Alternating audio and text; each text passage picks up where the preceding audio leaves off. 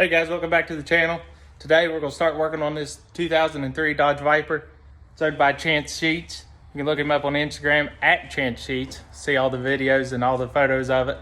So today, the clutch master cylinder has been going out.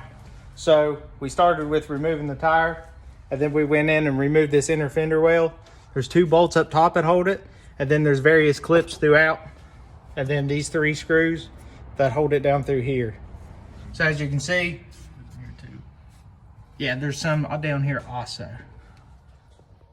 So as you can see, once you take out this inner fender, you're looking right at the clutch master cylinder.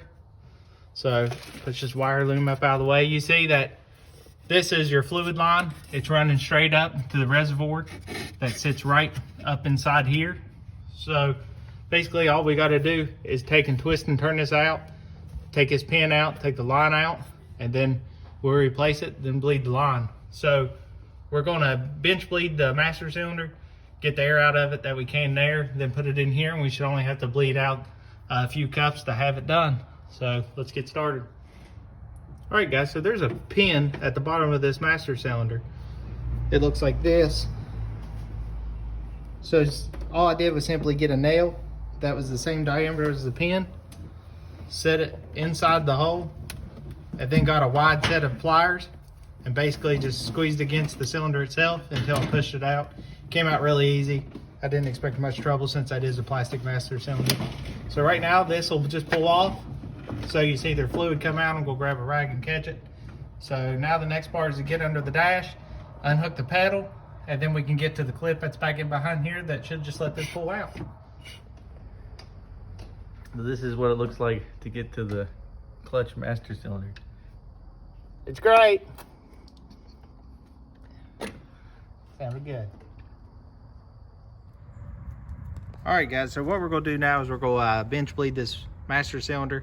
So I just found a hose that'll press into the end, run it back into the reservoir, fill this reservoir up, and basically it's just a closed loop system to work as much air as we can out of this before we install it. And just to give you a look at what the old master cylinder looks like disassembled, you basically just got this clip that holds in the piston assembly into this side. So you can see down in there, it just holds into these side pieces. But when it comes out, this is actually your piston assembly in this sweet anodized pink. So you see your two basically piston seals that keep the fluid in, and then your spring that retracts it. So that's what that looks like disassembled, just to give you a little view. We're gonna bench bleed this, and then I'll show you the reassembly with the sensor. We kind of took the sensor off, not really showing how it goes. But this is here. It just has a clip that slides out, and the rod goes down through the center. But I'll show you the assembly once we get done. But this little clip in here, I can't really show you up under the dash because I can barely get under the dash. So this actually goes up inside and plugs into another clip attached to a sidewall plate. And in order to get this guy out, there's a safety lock, a red safety lock. You basically just pop it out, comes out just about a 1/4 of an inch, and then you're able to raise up. See if I can get it to focus here. Raise up and grab this little side piece if you can tell. And then you can take a screwdriver, lift it, and it'll pull right out. But we'll show you on the reassembly how that goes. But right now we're gonna go ahead and bench bleed this master cylinder. All right, so now we're gonna go ahead, we got it bench bled. We're actually not gonna remove the master cylinder or the reservoir from it because we got a good seal. So we're gonna just take it down through the top. We have actually a decent amount of room. But what we gotta do right now is put the sensor back on. So we're gonna put this little foam seal, goes down over top of it, just like so, and just goes in there and sets. There's really, all it does is make a seal against the bottom of this sensor. So to put the sensor on, you start at the top and tilt it in, just like so, and it presses on. And then it's larger at the top, so you're able to slide it on, and then that's it. That's all there is to it. So now what we'll do is grab this clip, and all this clip does, it just goes in the groove and slides. So we can turn it over there. Yep, there you go. And it just slides on the rod. Start at the top right there. There you go. Now push her in. Nope, start at the top. There you go. Push her straight in, and then it locks in. So if you can see here, So I've never done that. if you see right here, it's basically these little arms are what goes in and clips to the side. Get a good camera angle, and it locks in. So we actually got to push it just a little bit more chance till all those go in and lock.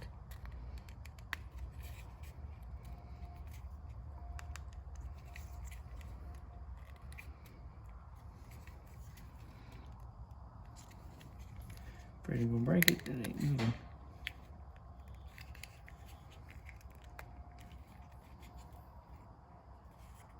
What am I doing here? I see what you're saying. Like Yeah, you're lined up. It just needs pushed in. Just push forward? Yep. There you go. Got it. Okay. All right, so now it's locked in. Just had to use a little love. But that's what it looks like. So this is assembled. Got your clip on the end holding. Goes down. It's ready to put in. So once we get it in the vehicle, there's a seal that goes here. It's included in the kit with a new roll pin, which is right there. So we'll put that in when it's actually in the vehicle because we don't want to lose it. So we're going to go ahead and get this set in the vehicle. All right, so the master cylinder's back in. This is actually really a two-man job.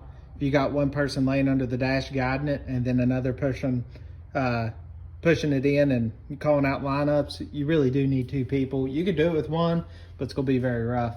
But put that in. There's a gasket that goes in the back of it. I'll show you on the old one because I did put it in without showing. It's that little one that comes new. Like I said, it goes into there, and then the line simply pushes in, and the new push pin pushes right in with ease. So not a big deal. But right now, everything's bolted back up top. I'm gonna throw these bolts in this clip. We're gonna put the wheel back on, and then I'll show you up under it where the bleeder is. All right, guys, so we're up underneath the Viper now. We're gonna bleed the air out of the system. So I'm gonna try to show you. You can see this line running right here.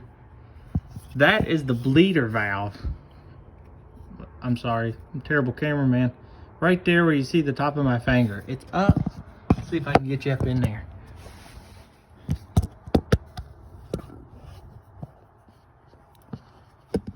It is that brass thing that you're seeing right now. That is the bleeder line. So what we're gonna do, or the bleeder valve, what we're gonna do is give it about 10 to 15 pumps, hold it on the last one, and I'm gonna bleed the line. And we're gonna do this and run a couple reservoirs through it to make sure all the air's out. So we're gonna go ahead and get started. Yeah, I got super excited. All right, guys, so the job's complete. As you can see by the lift, it went back into gear and rolled off. So here it is sitting over here. Chance took it for a ride. It shifts good, goes into gear good. No flywheel warpage, everything seems to be good. All right, guys, so that's it for this video. Thanks for following along. Please hit that subscribe button and hit that like button and the notification bell too. So the next thing that we need is to go on Instagram, follow Mustang Jackson 67. So you can see I post a lot more on there than I do on YouTube.